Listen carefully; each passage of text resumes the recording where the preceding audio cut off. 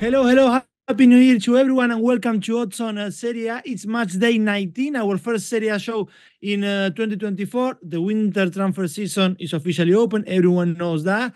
But if anyone also is wondering to take Daniele Fisichella away from us, let me be clear, Danny, you're not going anywhere. No. The release clause from you is, believe me, it's too high to pay for that. How are you, Danny?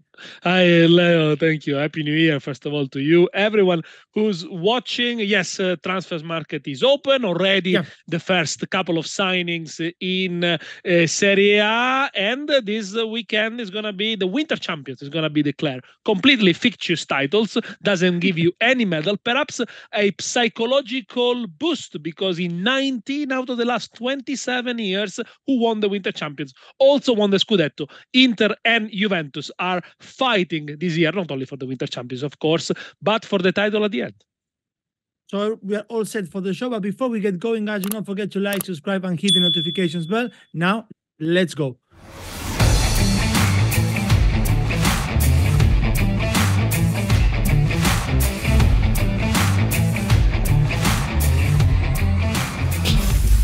All right, Danny, the first match we got is Bologna-Genoa. For Bologna to leave Udine with a 3-0 defeat against a team that won only their second fixture of the season was damaging, especially when you take Fiorentina wins into account and you see that Bologna is now has dropped from Champions League spots. They will clearly have to change the trajectory away this time. Just one win all season if they want to dream with Champions League football. Comes Genoa, a draw with Inter 1-1. Of course, for Bologna, I believe things at home are different. 22 points out of 27 were won at home. On the other side, as I said, Genoa 1-1 with Inter during the weekend. I would like to trust the Genoa a little bit more than the bookies. Danny, will you do so as well or no?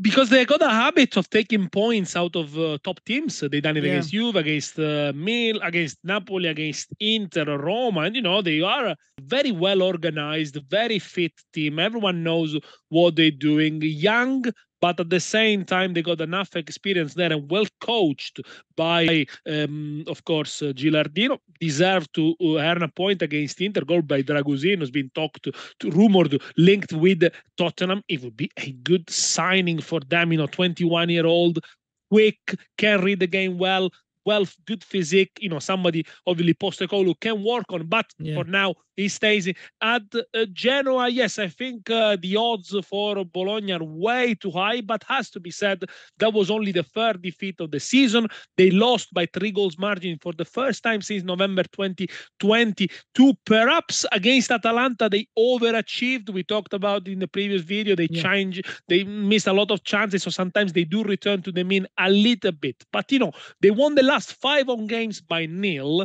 Bologna only conceded once in the last 8 games at the Dallara in all competitions. So it's very strange for a team that keeps the ball so well, that can manage games well, to concede 3. But Genoa, on the other hand, they are in good form, unbeaten for the first time in 3 consecutive matches. 6 of the last 8 matches for Genoa under 2.5 goals.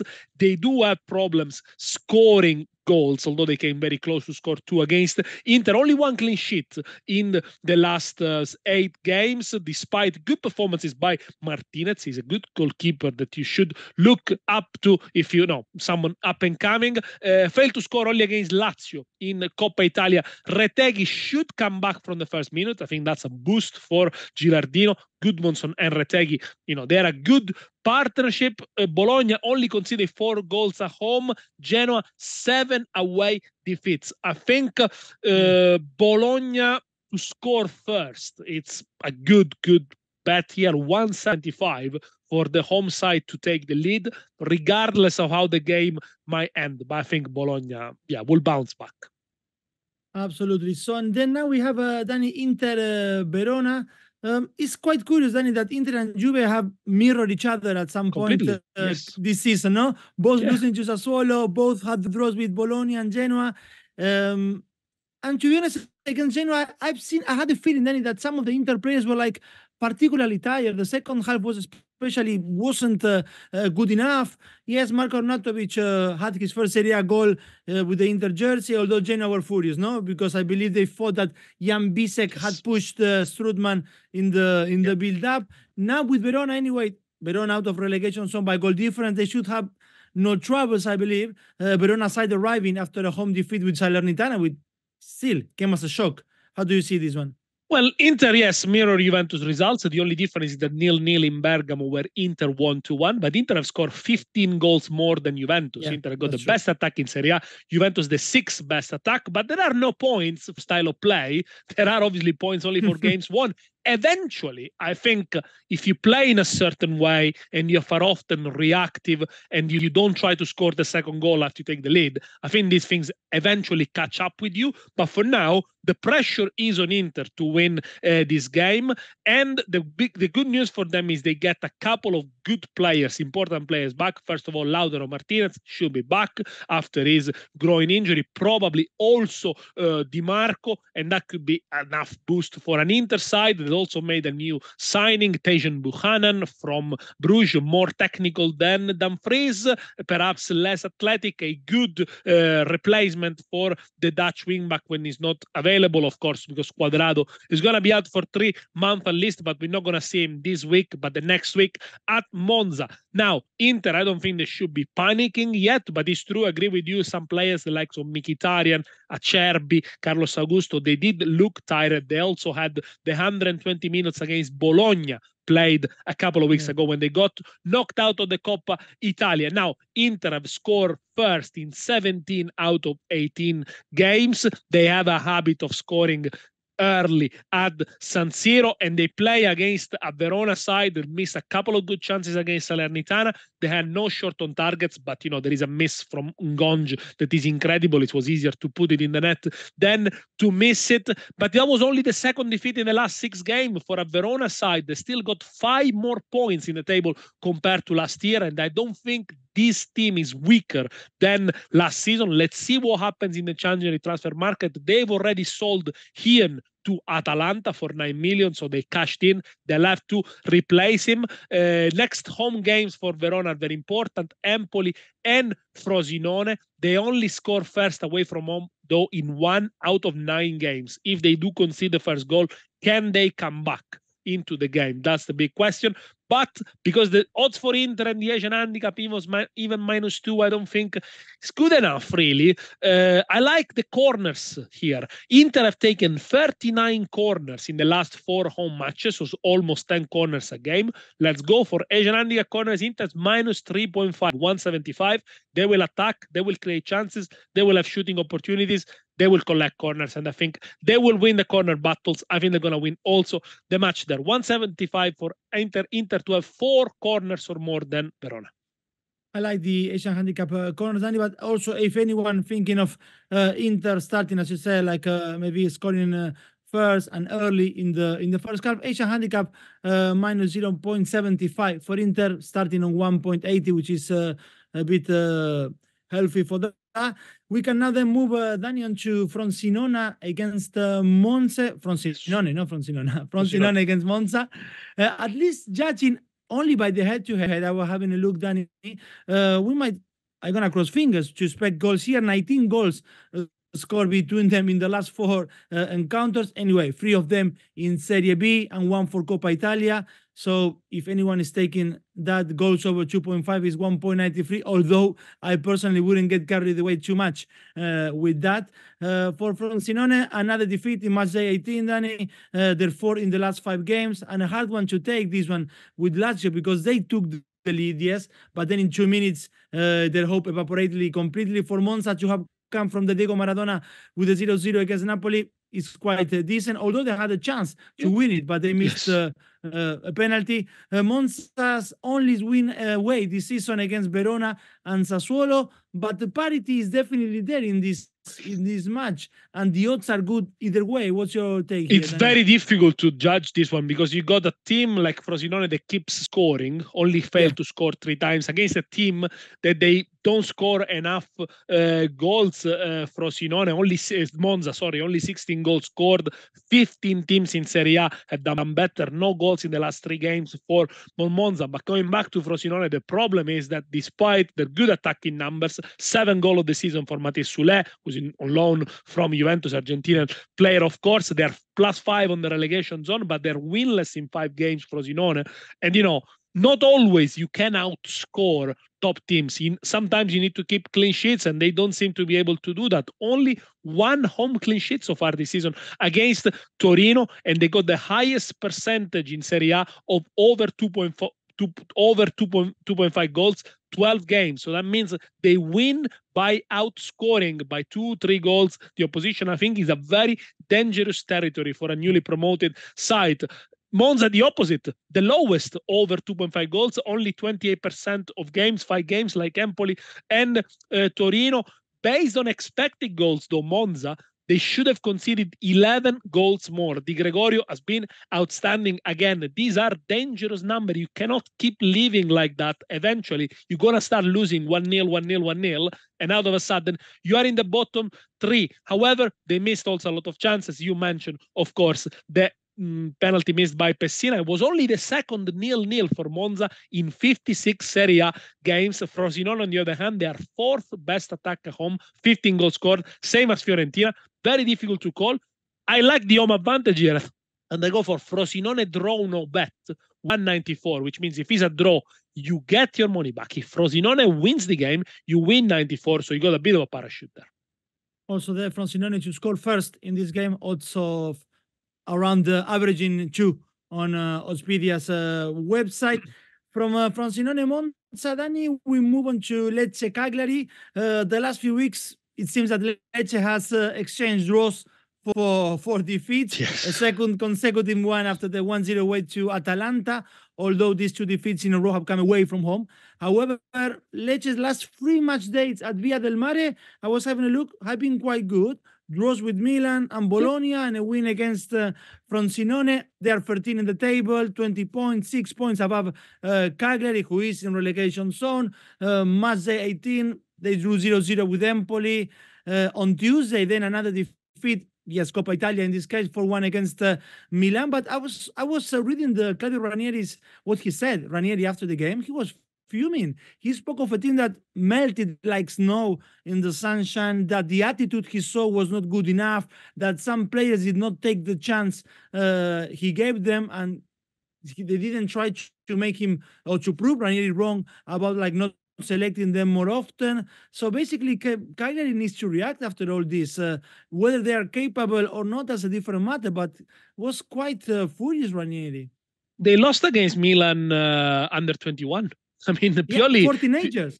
Yeah, I mean, Pli gave a debut to 4 teenagers, and you would expect the experience of Cagliari to prevail. They crumbled. They had a couple of chances in the first half, and then a couple of big mistakes by the goalkeeper Radunovic, who really, I mean, he lost his place in place of Cragno, but yeah, that cost them the game. But yeah, you would expect Cagliari to mount up a fight a little bit more. Lecce, only 1 win in the last 14 games, and that was against Frosinone. They were lucky, thanks to 2 goalkeepers' mistakes from Frosinone. Against Atalanta, the 1-0 scoreline is deceptive. They missed a lot of good chances, especially with Kristovic in the second half. But if you look at the expected goals, again, they are overperforming. They would be penultimate. So the goalkeeper Falcone has made some important save. At home, they are decent. As you mentioned, only lost 1 of the last 5. They score in 4 out of 5 games, 2 goals against Milan. They will be without Banda in the African Cup of Nations. I think that could be important because although he doesn't often finish the action, but he's one of the players that takes on more players, that attempts more dribbling and allows them to push up the pitch a little bit more. Cagliari in a relegation zone, only 1 win in the last 5 games, lost the last 3 Serie A away games, and of course got trashed by Milan. They got the worst away record, no wins and only 5 goals scored away from the Sant'Elia. And these are 2 of the teams, by the way, that have conceded most time the first goal. So often they go behind. The only difference is that Lecce can bounce back and recover 8 points in the table. Cagliari, not so much. KG1 for me, probably both to score, no. 191, could be 0-0, bit of fatigue maybe, could be 1-0 either way. I can't see a high-scoring game. Both to score now, 191. I absolutely agree with the KG game and no high scoring. Goals market, goals under 2.5, under the under market, Totally. 1.75. Absolutely, I can't see many goals there in that one. Lecce, Cagliari. Then the last game on Saturday, we got done is Sassuolo, Fiorentina, with their 1-0 win against Torino. Fiorentina ended 2023 in the top 4 with 4 wins in the last 5 matches. It was a great 2023, Danny, for them, getting into the finals of Coppa Italia and Europa Conference League. In the week we are talking about, or in Italy, they are talking about the end of tax breaks for foreign nationals and how this could maybe help develop homegrown talent. The match between La Viola and Torino was decided actually by the link-up between 2 youngsters. The 19-year-old, I will try to pronounce it correctly, Michael Cajode, crossing for the 24-year-old Luca Ranieri to score. For Sassuolo, Matchday 18 meant another defeat, this time with Milan, just 1 point from the last 15 for them. Is Fiorentina the easy pick here? With this, but at the end of the day, I think the recent numbers lie a little bit. Fiorentina won the last 3 games 1-0. So they kept 3 clean sheets consecutive, and so far they only kept 6 clean sheets in Serie A. So they kept half of them in the last 3 games. But I think they are overachieving in that sense. Look, first of all, Ranieri scored his first goal 797 days after his last goal. So he's not going to score many, to be fair. No. But yeah, congratulations for him, because he also scored in the Europa League earlier. So good for him. And he's a youth product from Fiorentina. As you mentioned, it's a very good story. Fiorentina supporter, of course. If you look at the game before, when they won 1-0 at Monza, it was a gift from the Monza goalkeeper, Di Gregorio, to allow Beltran to score and basically tap it into an empty net. The previous one, Verona, 1-0. Verona had a lot of chances. Terracciano saved the penalty, and the expected goal for Verona was around 2.97, and Fiorentina won 1-0. Based on expected goals, they will be mid-lower table. Now, expected goals are not everything in football, because there are pieces of individual brilliance, but I think this 1-0 Fiorentina is a bit deceptive. This is a team that scored a lot of goals last season, but also conceded quite a lot, also in the route to the Conference League final. Funny enough, if you think of Fiorentina, you think of a flamboyant team, well, they scored the same number of goals as Juve, 27, but somehow they are perceived as a more attacking side. Well, they do attack a little bit more, but that means they haven't got much end product, and often they leave themselves exposed. Now, Sassuolo, real crisis. The only team with no clean sheet in Serie A after 18 games, had more shots on target than Milan, yet lost 1-0. No wins in the last 5, got trashed by Atalanta 3-1 in Coppa Italia. They played without the best player. They left Berardi on the bench for 90 minutes. They're only 2 points above Cagliari. They conceded the first goal in 11 occasions. They always lose by fine margin, I must say. You know, sometimes they perhaps don't deserve to lose. Based on expecting points, they will have expected goals. They will have 7 points more. But in a real crisis, it cannot be they just turn up against the top teams, beat Inter, beat Juventus, and then crumble against the small side. This is going to be difficult, okay, for one of the smallest teams in Italy to pick themselves up. But I can't see this goal scoring prowess to continue from Fiorentina. I think the fact that they missed Nico Gonzalez is quite worrying for them. Under 1.25 goals in the first half, 174. Mind you, if there's only 1 goal in the first half, which I think is a lot for the current standard of the two teams, you do win half a stake. And building on everything you just said, Daniel, especially that maybe we might get carried away with Fiorentina's win lately, although they've been like, as you described, the way they won the last few games. We still go, for example, for double chance, something that we have in mind, despite the tip you just gave. Double chance for Sassuolo is 1.71. At some point, they left to win a game, or they left to get a point. I don't think they are one of the 3 worst teams in Italy. But what happens is that sometimes these teams, they are not built for fighting for salvation. When they find themselves in that situation, they do struggle mentally. Look, Sassuolo is a small team. They don't even play in their homes, in the hometown. They play in Reggio Emilia. They almost have no supporters there. And the best player, Berardi, wanted to leave in the summer because he wanted to join Juventus. So good luck for them to turning around. It could be a Sampdoria, again, like last season. They were not expecting to fight for salvation, and all of a sudden they hit a downward peak. So it is very, very, very difficult. But at some point, maybe they'll get a point. They'll get a point. Next, Danny, then is Torino-Napoli. Napoli's pursuit of a top 4 spot took a hit with their 0-0 at home with Monza, we mentioned before. They are now 7th in place with 28 points, just one win in the last 5 Serie A matches for them. Against Monza, they had anyway several chances to grab a winner. At the same time, they could have lost the game because of Monza's penalty, which was saved by Meret in the end. Without Osimhen, Samuel Dani will need to step up in terms of scoring for them. Third consecutive goalless match for Napoli. Garcia was poor. Yes, well, we are not seeing anything different now with Mazzarri neither. Now comes Torino. They can feel a bit unlucky to lose with Fiorentina with only 7 minutes to go, but they won 3 of their last 4 at home, and they are just 4 points behind this rival Napoli. Can they reduce the gap to only 1 point?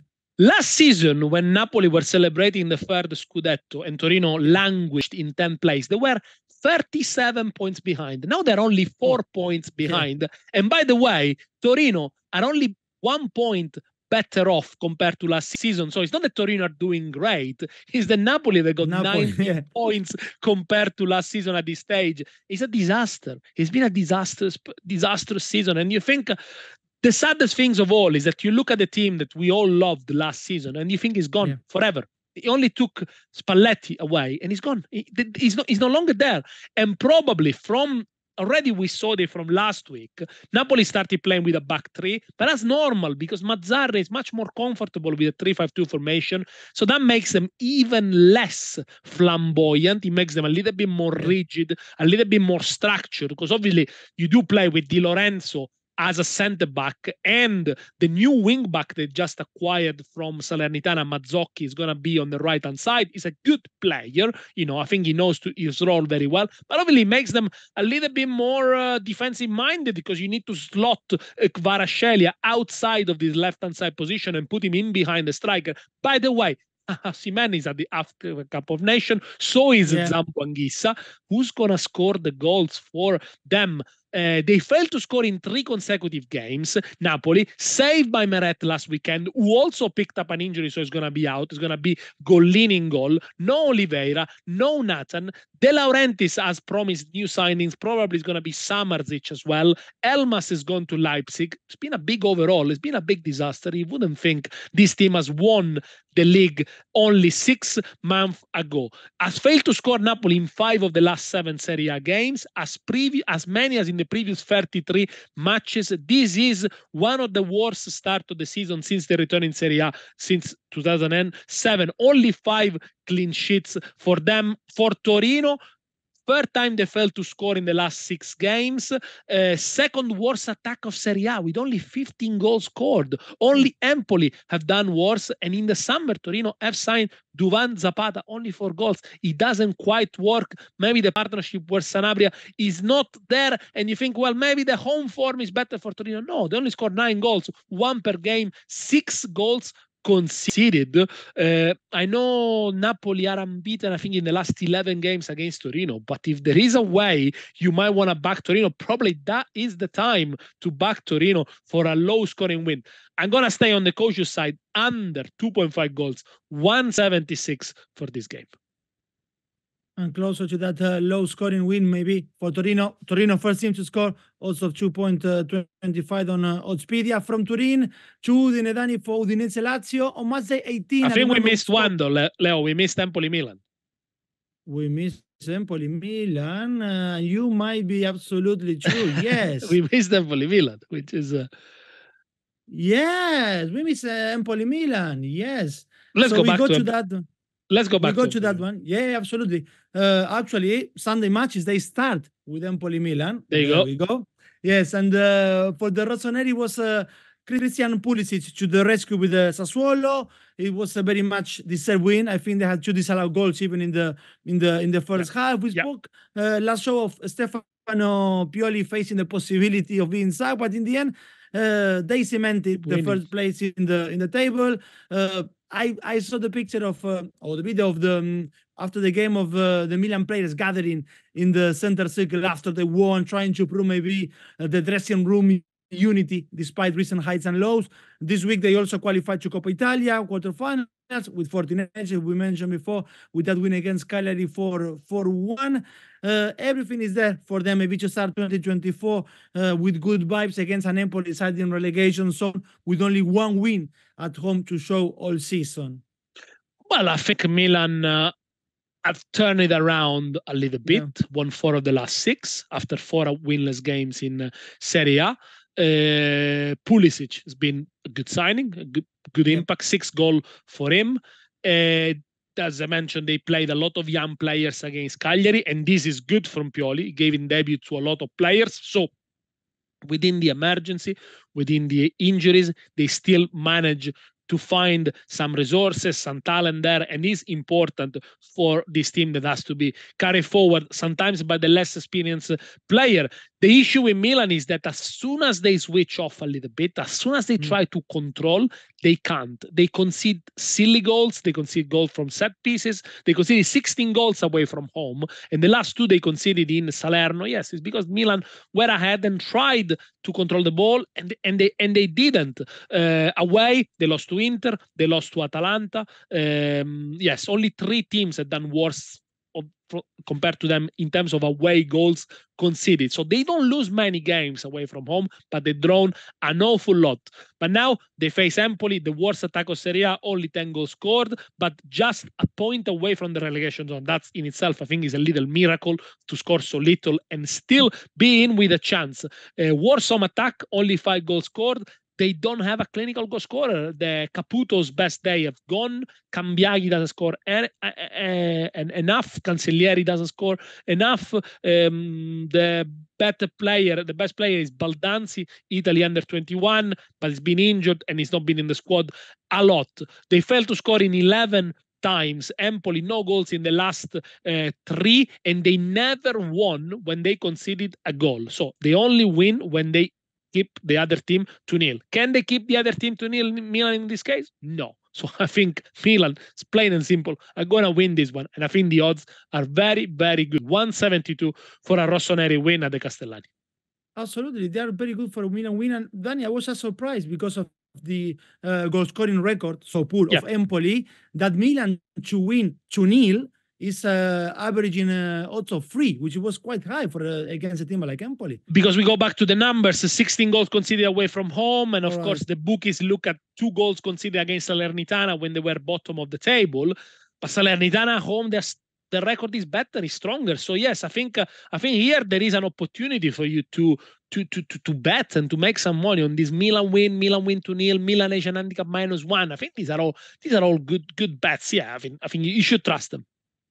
All right, and now yes, it's the time for Udinese Lazio. Oh, we go. Finally.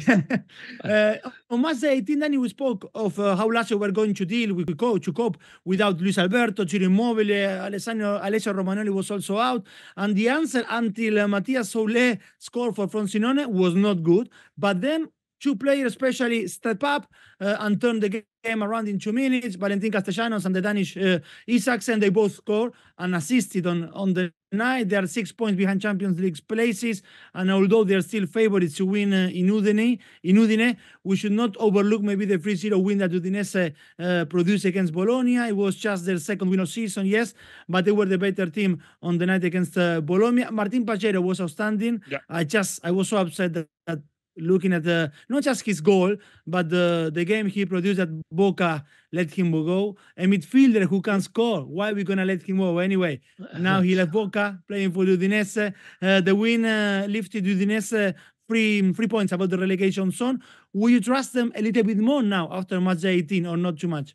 But I think it's a team that, again, they are not as bad as the numbers suggest. It was the first home win since May the 8th when they beat Sampdoria, who's been relegated. Wow.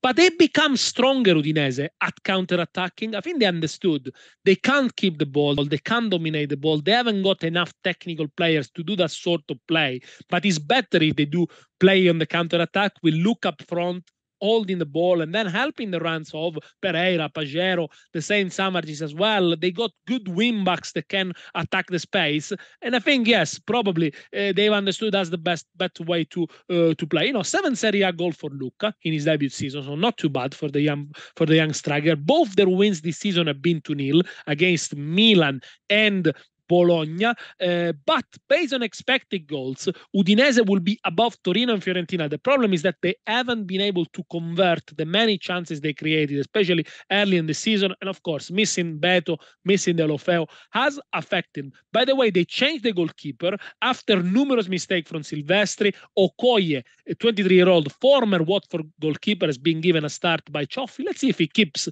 his place in the side. That will be an interesting change for them. Lazio, back-to-back wins for the second time this season. The attacking numbers are still poor.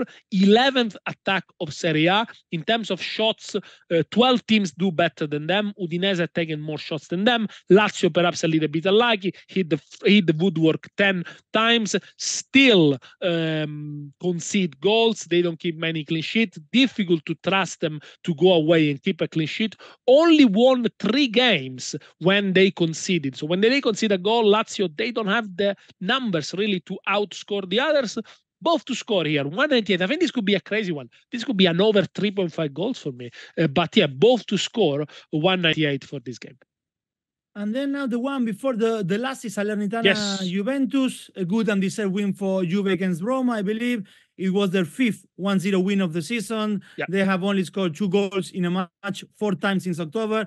I'm not pointing to the goals they have scored to compare them with that Fabio Capello's Milan that won the Scudetto. Yes, with 1-0. Massaro 1-0. Massaro 1-0. Massaro 1-0. It's always.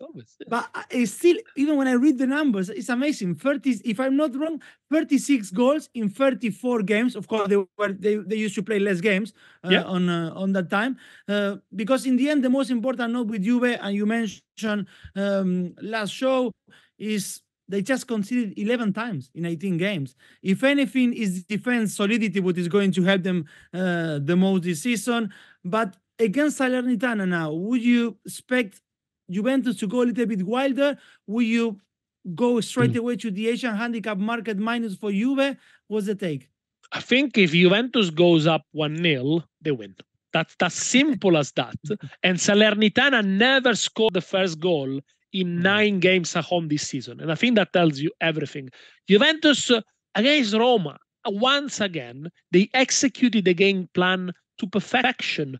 Despite Roma having the ball more, despite being a little bit more threatening in the first half, you could sense that Juve were there to take the first chance that happened to them, and it happened in the second half with Rabiot for a mistake from Christensen. I mean, the mentality, the strength, the self-belief, also the ability of the players to understand that this is the best way for them to play to achieve the result. It's been amazing. In 2023, Juventus have collected 84 points in the league, and this is the season of the minus 10 points deduction, which would have killed the morale of any team, and they kept going, and they understood they had to be resilient.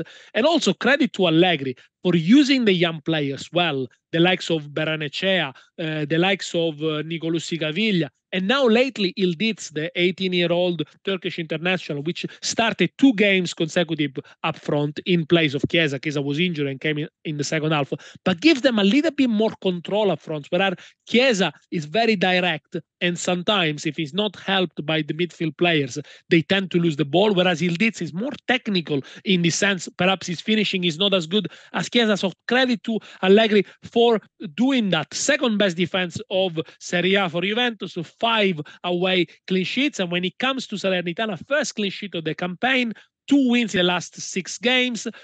They are alive, okay? They're not completely doomed. They scored twice lately at home against Lazio and Milan, but we'll have to do without Bouladia, last year goal scorer, Cabral, Koulibaly, they're at the Africa Cup of Nations, and Pasquale Mazzocchi, the wingback who's joined Napoli. So it's already 4 starters that they're going to miss from Pippo Inzaghi's team. Is Pippo Inzaghi going to help his brother Simone by stopping Juventus?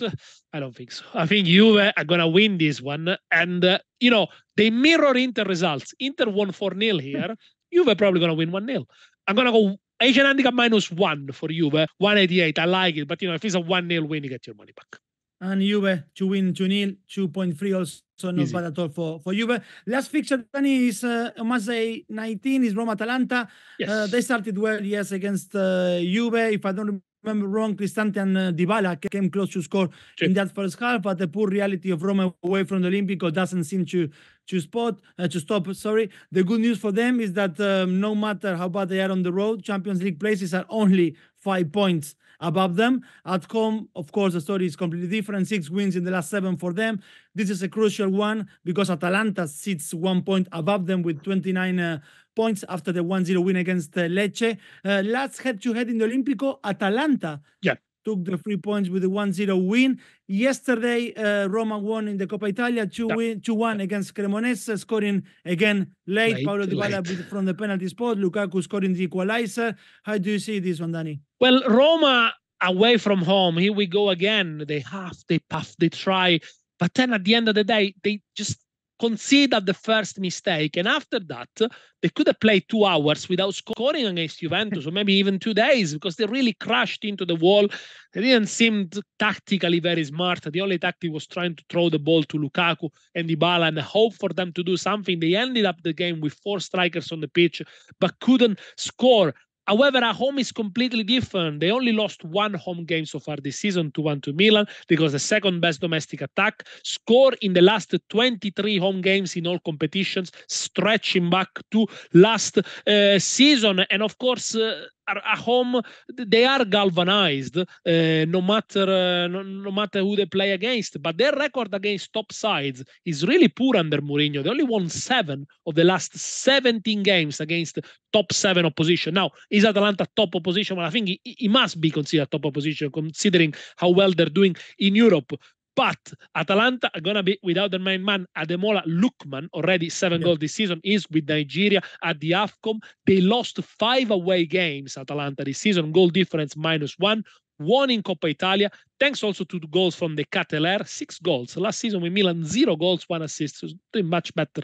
The young player, who's on loan on Milan, by the way, they're going to face each other in the quarterfinal of the Coppa Italia. The stats suggest that this could be high percentage of both to score. 10 Roma games have been both to score. 8 Atalanta games have been both to score. Watch out for Paulo Dybala. Scored yesterday the winner against Cremonese. Scored 17 times for Roma at the Olimpico, only at the Olimpico. 36 goals involvement, goal and assist in 53 games. Yes, he misses a lot of games, but when he plays, he often decisive. So Dybala to score, Dybala to give an assist. I do like it a lot, but what I like more is Roma Asian handicap 0, 177. They draw, no problem. You get your money back. They win. You win. I think a good stake for your investment. Guys, that's everything you need to know on Matchday 19 in Serie A. But before we say goodbye, what's your safe bet, Anaka, Dani? Juventus to win in Salerno, that pays 153. That's my safe bet. Perfect. And your Anaka? Milan, Empoli, Milan Asian handicap -1, Udinese, Lazio over 2 goals, and Roma draw no bet. The total odds are 6.47. Finger crossed for that one then. Danny, a pleasure as always. Thanks a lot. Thank you, Leo. See you soon. See you soon, Danny. You guys, thanks for watching. Do not forget to like, subscribe, and keep the notifications well. Bye-bye. Ciao.